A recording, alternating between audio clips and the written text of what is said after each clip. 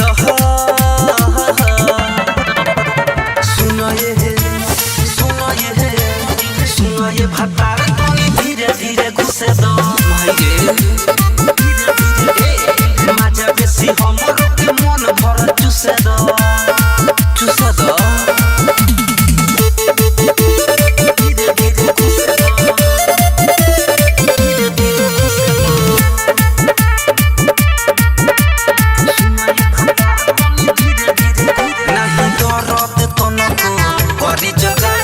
मीठे बलमुना करत दे नहीं दरद तनको करी जगा मीठे बलमुना करत दे आगे वाला झील में डुबाई अपन मुझे दो।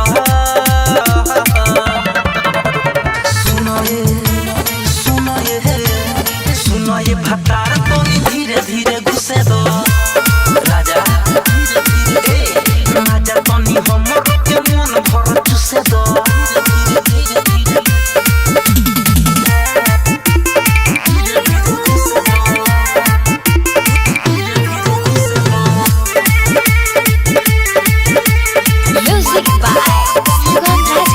राजा हरि हो नया जुगुन जावे में हो पानी राइटर किसान चू बावे में हो। राजा हरि हो नया जुगुन जावे में हो पानी राइटर किसान चू बावे में हो। रोज जोर से मार के रितेश जनी घुसे दो।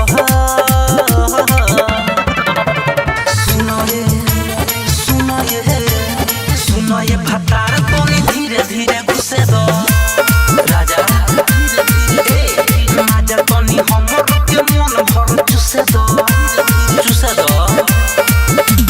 सुनो ये भतार तनी धीरे धीरे घुसे दो। मजा बेसी हमरो के मन भर चुसे दो।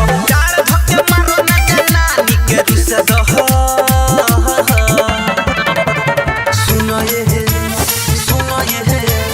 सुनो ये भतार तनी धीरे धीरे घुसे दो।